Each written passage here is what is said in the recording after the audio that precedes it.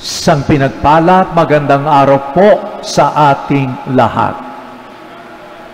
Marahil kayo nagtataka kung bakit kailangan pang magkaroon ng kapistahan ng kabanal-banal katawan at dugo ng Panginoon, samantalang tuwing tayo ay mag-alay ng misa, ating pinararangalan at tinatanggap ang kabanal-banal ang katawan at dugo ng Panginoon.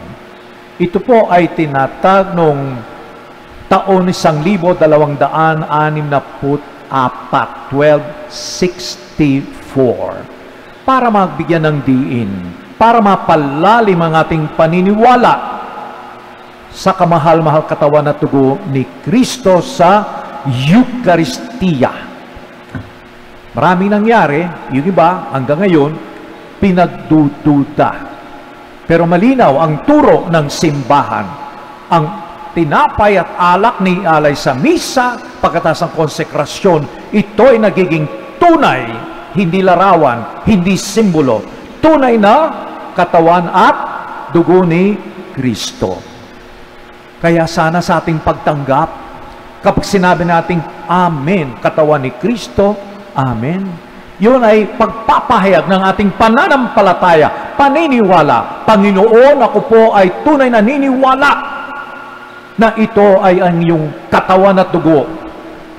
Si Kristong namatay sa krus, si Kristong nangaral, si Kristong pinak sa Bethlehem, ito po ang ating tinatanggap. Sana malinaw yun. Kaya binabalikan ang nakaraan para ipakita kung gaano kahalaga yung sakripisyo na inihandog ni Kristo at kung ano ang nagawa. Ang epekto ito sa atin. Sa unang pagbasa, narinig po natin paano ang Diyos nakipagtipan kay Moises. At pagkatapos nun, nakiusap ang Diyos. Mapapansin natin, hindi pinabayaan ng Diyos ang tao. Sa simula't simula pa, nakikipag-ugnayan, nakikipag-usap sa tao, sa pamamagitan ng mga ibang tao, mga leader katulad ng Moises, mga ninuno natin katulad ni Abraham. Nagsalita ang Diyos. Pinahayag niya ang kanyang damdamin, ang kanyang kalooban, ang kanyang plano para sa kanyang bayan. Kaya nung binasa ito ni Moises, nung sinabi sa kanyang Panginoon, pati na yung mga utos, anong sabi ng mga tao? Lahat kami nangangakong susundin namin ang utos ang sinabi ng Panginoon. Pagkatapos nun, sila po ay winisikan ng dugo. Ano itong dugo?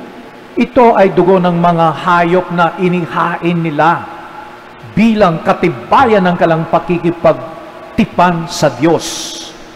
Dugo, simbolo ng buhay. Kasi para makakuha ng dugo, kailangan patayin mo yung hayop, di ba? Tayo rin, nung nananalig tayo sa ating mga ugat, dugo, simbolo ng buhay. So, yung pagwisik, kalahati nito, sa altar, simbolo ng Diyos. Yung kalahati sa mga tao, nakakaisa, nakikipagtipan. So, malalim na pakikipag-ugnayan ang walang sawang ginagawa ng Diyos. Ngunit sa ikalawang pagbasa sa sulat sa mga Hebreo, ng mga Hebreo, sinasabi sa atin, ano ang ginawa ng Panginoong Jesus. Mas matindi sa una, sa lumang tipan.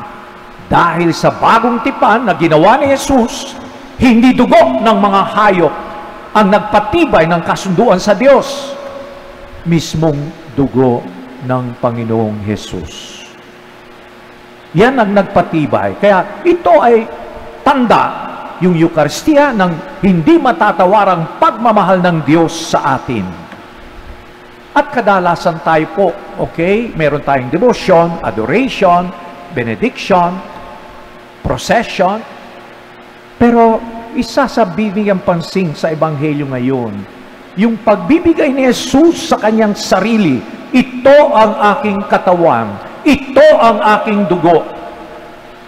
At ang ibig sabihin nun, tayong tumatanggap, yan ang hamon sa atin. Maging katulad ka ng tinatanggap mo. Kung paano si Kristo ay nagsakripisyo para sa atin, handa kang magsakripisyo para sa iyong kapwa. Kung paano si Kristo tinanggap lahat ng tao, walang masamang tinapay, ganun din ang dapat mangyari sa buhay mo. Hindi ka namimili sa mga taong mamahalin mo lang at i-cheper mo yung ibang tao. Kaya malalim ang kahulugan ng ating pinagdiriwang sa misa. Maging katulad ka ng tinatanggap mo sa pag-iisip, sa salita at sa gawa. Kaya sana po malinaw sa atin iyon. Pagkatapos ng ating pagsimba, tayo ay lumalabas. Umayo kayo upang ipahayag ang inyong naranasan pinagdiwang sa simbahan. Nakikinig tayo sa salita ng Diyos. Tumatanggap tayo sa kabanal-banal katawan at dugo ni Kristo. Ano kaya ang patuloy nangyayari sa ating buhay? Sana yung pagbabago, tandaan mo, dugo ni Kristo ang naghugas sa atin upang tayo maging banal, upang ating mga kasalanan ay mapatawaran. Kaya napakahalaga po ng Eucharistia. Hindi lamang pagdiriwang dito sa simbahan, ngunit kasama na rin ang ating pagsasabuhay sa ating pinagdiwang.